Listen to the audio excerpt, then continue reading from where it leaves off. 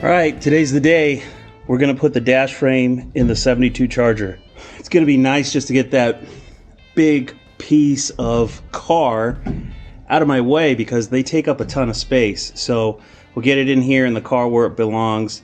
It's a huge step moving this project forward. There's still a ton to do on this car, but at least the dash is done. And I learned a lot, and I know exactly what to do when I do my mom's 72 Charger and how to get that dash all done and restored. So after we get this dash into this car, unfortunately this car is going to wait, you know, it's going to go back to waiting a while, and I need to move on to my mom's 72 and pull the dash frame out of that car, restore the cluster, the gauges, the harness, and that car's a higher priority, so I need to get that car running, you know, as soon as possible. I should say running and driving as soon as possible, because we've already had the engine running when it was on the run stand. Now we need to get it running and driving so she can enjoy it, you know, while she's still young enough to drive. All right, all cameras are rolling. So one thing you want to do when you're doing multiple cameras is do like, you know how they do a little action? So we say, action! That way all the cameras, you can line up that loud action together. Okay. All right, grab that side of the dash. Watch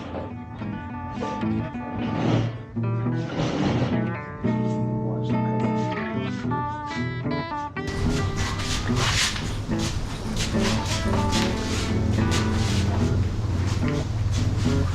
I should have told you this, but see these little hooks, forks down here?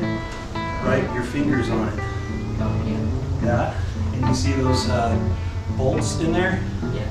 They're gonna hang on there. So yours is on this side, mine is on that side. Okay, so that's what you're shooting for.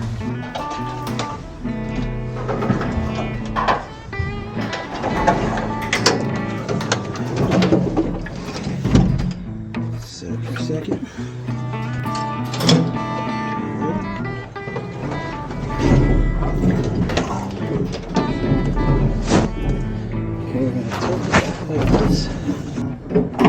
Got yours on?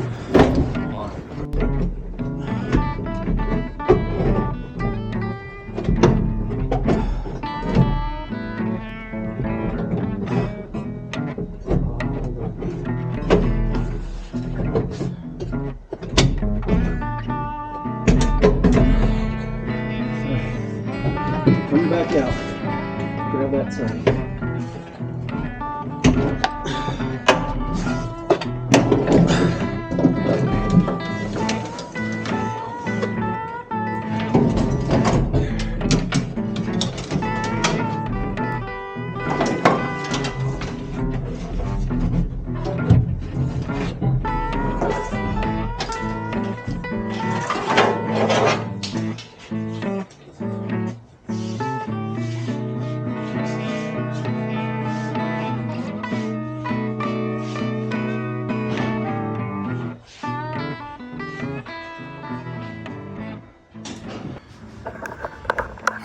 Let me show you what went wrong. All right, you see these holes here? You see those studs here? These are hanging too low, and I have to get the dash to go up these and over this. So I'm gonna pull these out, and then that way I don't have any interference here, and I can get the top of the dash over the top of the cowl. Get those screws in, and then I'll put those back in. All right. Action! Very good.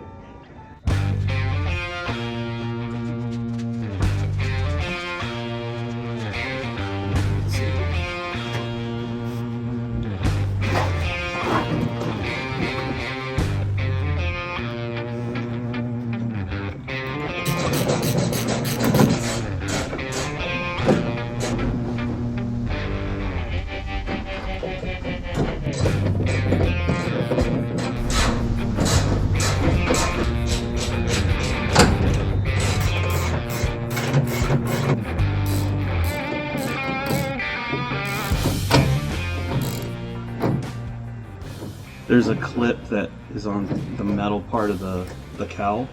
It slides onto there. It's going to be loose, kind of going back and forth until it starts to tighten up. So it should be fine. But basically it's swinging back and forth. That's why it feels like something's wrong.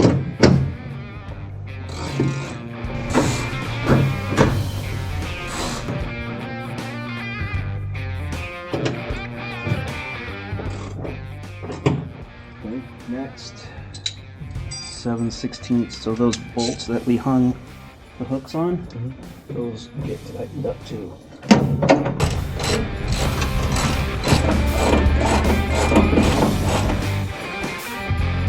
All right.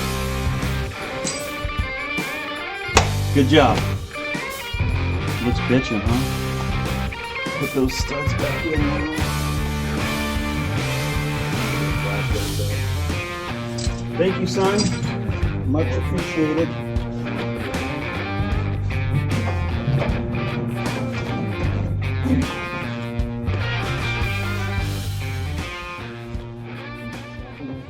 Can't find my flashlight, so I have to use the light from the phone.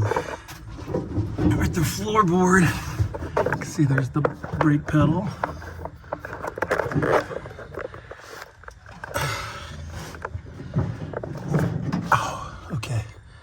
So that's where the studs go, and them being in prevented the dash from swinging down and us being able to get the top of the dash over the cowl. So I'm gonna put those back in right now.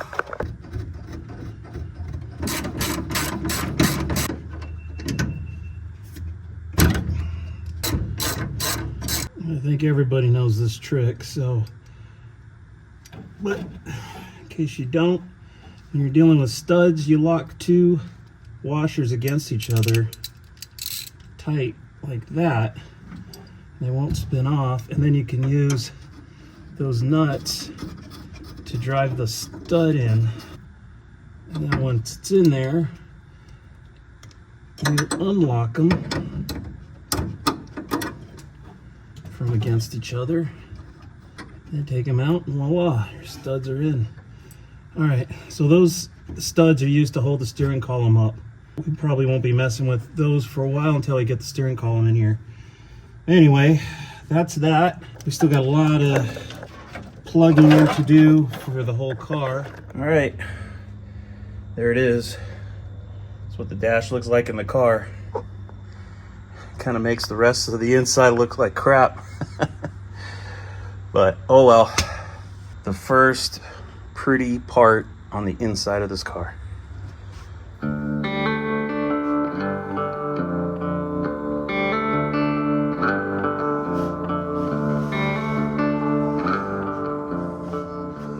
By the way, if you need a new bolt kit to get your dash frame in your car, I found this. I think I bought this off of eBay. There's part number B-Kit 465, 63 to 74 B body. It's cool. It comes with new screws. Actually gave me one extra screw. It's got brand new clips, which I didn't use. I used the factory ones that were still in there. And then I reused my original bolts that go into the side that the dash frame hooks to. That part right there. So you have the part number if you need to get a set for yourself. What I forgot to do, put this piece in.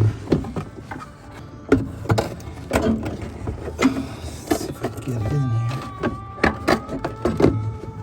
Well, I wish I got it in there before I put the dash in, but looks like the only way I'm gonna get this in is to pull the glove box back out. So I'm gonna save that for another day. I gotta get the cornet back in here and stuff. I gotta move batteries, so we'll continue this later and hopefully be done with that part. The dash back in the 72 Charger, but I made a big mistake. It happens when you do it for the first time for a particular model car, you know, or year. Let me show you. So the ducting for these vents here, the defroster, front windshield defroster, I forgot to put it in before we put the dash in. So I have it kind of resting up there right now. see it there. Just hanging out here. And I can't get it past the glove box. So I either pull the dash back out or I pull the glove box. I think it's easier to pull the glove box. So as long as I don't have to pull this arm out, because this is all a pain in the ass. So I think if I get the box loose and slide it out, I think I could get this guy up there where it needs to go. So we'll see. I'm changing my mind, because I got to take the door loose to get the plastic glove box out. And in doing that, this is all hanging. I'm just gonna loosen it up, pull the top bolt, flip it forward, drop the ducting in from the top, I think.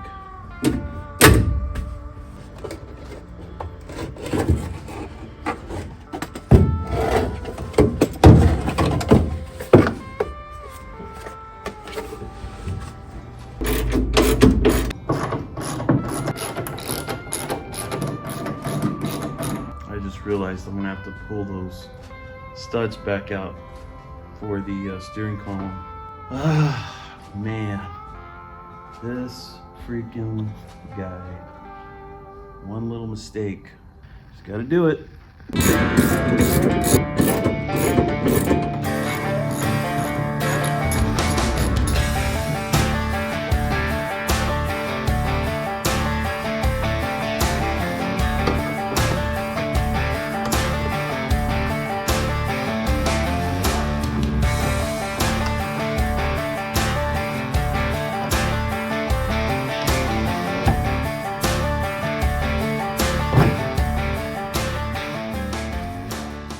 Alright, I don't think that was too bad. Studs came out pretty easy.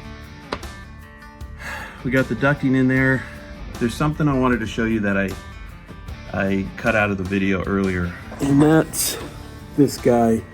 There's like on the other side of this, there's a loop that holds the harness. And I had it here in the wrong spot when I went to put this in. So I had to take it off real quick. And then it made sense that it went right there. So I put it there.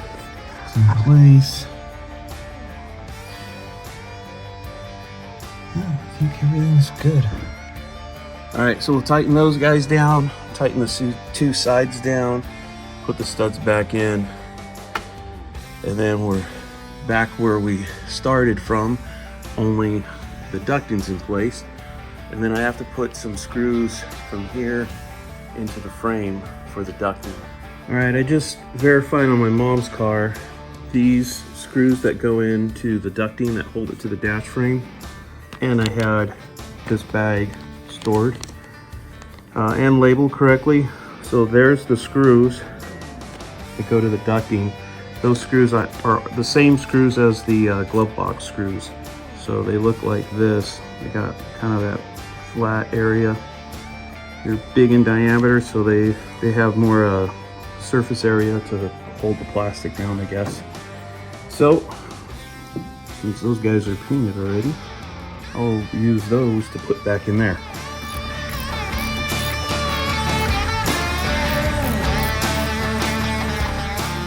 Be sure you put these screws in first. These are holes and these are slotted.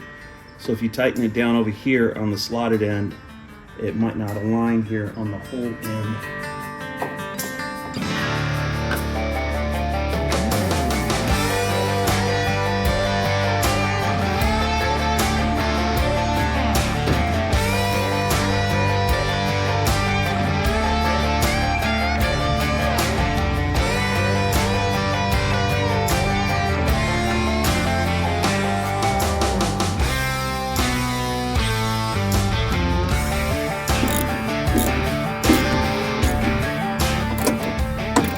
All right, so these screws go into the bulkhead connector from the inside out through the firewall, and then the ends of the screws will stick into the engine compartment side, and then these nuts go on to hold it on. Kind of different from the 70 and earlier B-bodies that have like clips on it that just snap into the firewall. So we'll go ahead and put these in. These things aren't threaded, so it's just a hole.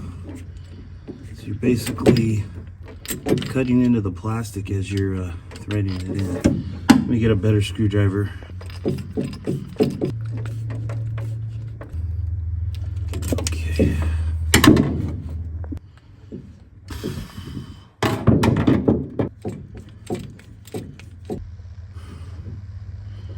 Put some grease on here to hopefully make it a little easier, because this is super tough. Okay. I don't know if that helped. This is still tough. All right.